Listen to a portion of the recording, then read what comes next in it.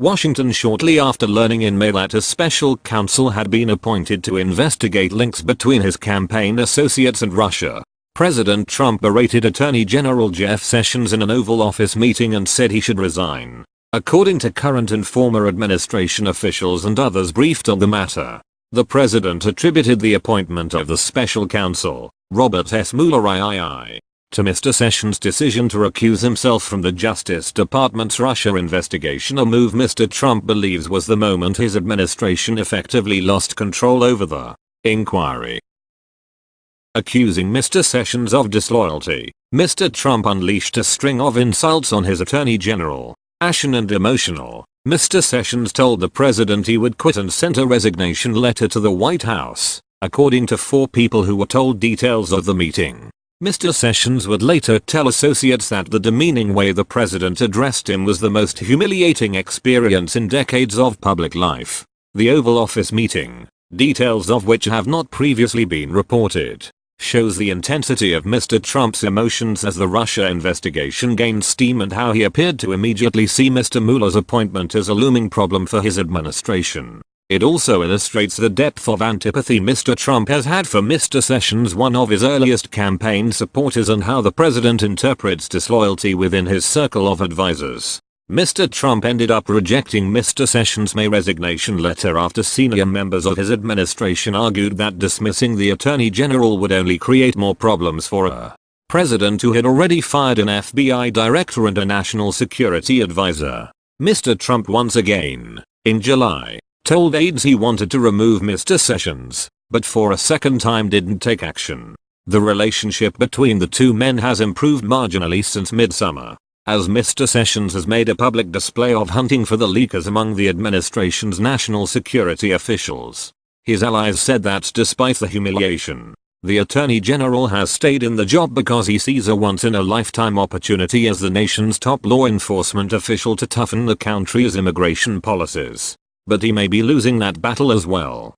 Mr. Sessions played a prominent role announcing the end of the Obama-era program that provided protection to the children of undocumented immigrants, only to see his boss backtrack on the policy. On Thursday morning, Mr. Trump confirmed he had reached a deal with Democrats to provide protections for the so-called Dreamers. This account is based on interviews with 7 administration officials and others familiar with the interactions between Mr. Trump and Mr. Sessions in recent months who requested anonymity because they are not permitted to speak publicly about confidential conversations between the president and his aides. Politico first reported in July that Mr. Sessions had once offered his resignation letter, but the circumstances that prompted the letter and Mr. Trump's dressing down of the Attorney General have not previously been reported. Press officers for the White House and Justice Department declined to comment. The president's outburst came in the middle of an Oval Office meeting that Mr. Trump had with top advisors on the 17th of May to discuss candidates to take over the FBI after the president fired its director, James B. Comey, earlier that month. In addition to Mr. Sessions, Vice President Mike Pence, Donald F. McGahn II, the White House counsel, and several other aides attended the meeting. In the middle of the meeting, Mr. McGahn received a phone call from Rod J. Rosenstein, the Deputy Attorney General who had been overseeing the Russia investigation since Mr. Sessions recused himself from the inquiry months earlier.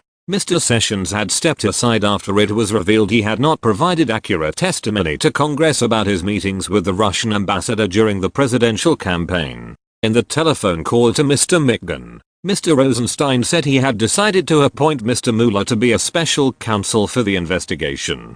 Congress had been putting pressure on Mr. Rosenstein to appoint a special counsel to put distance between the Trump administration and the Russia investigation. And just the day before, the New York Times had revealed that Mr. Trump had once asked Mr. Comey to end the FBI's investigation into Michael T. Flynn, the former national security advisor.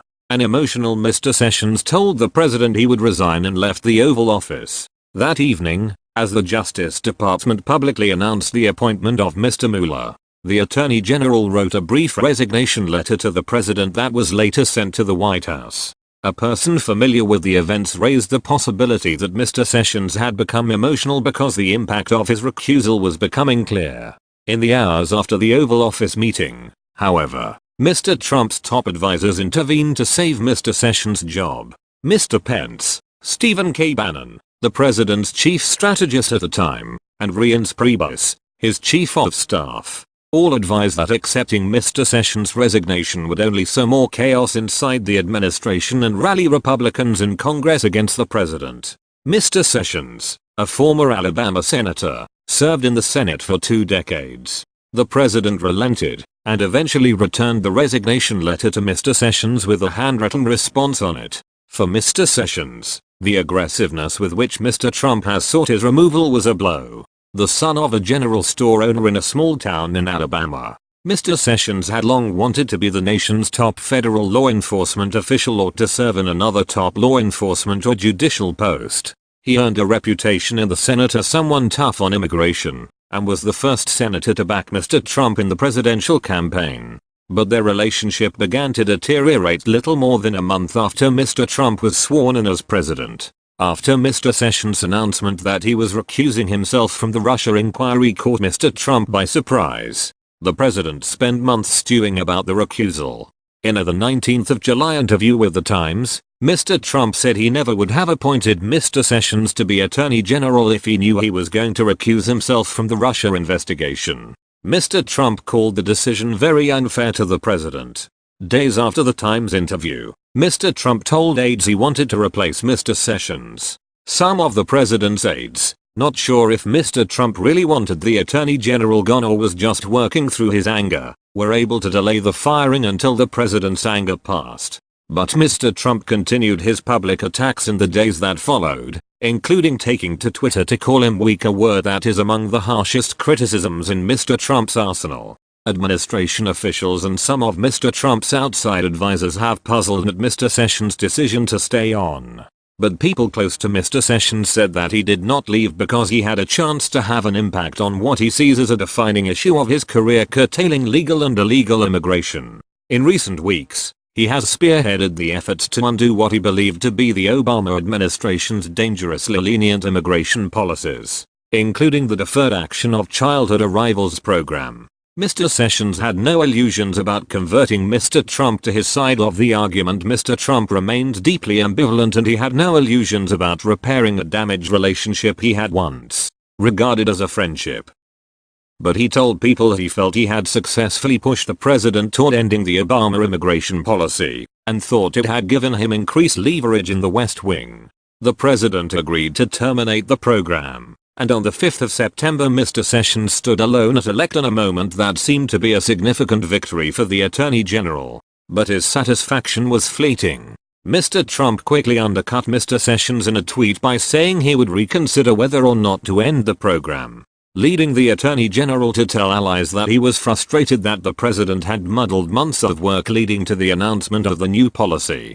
On Wednesday evening, Democrats announced they had reached a deal with the president to quickly extend protections for young undocumented immigrants. On Thursday morning, taking a vastly different position from the one Mr. Sessions had announced, the president tweeted about the need for protections for people brought here through no fault of their own.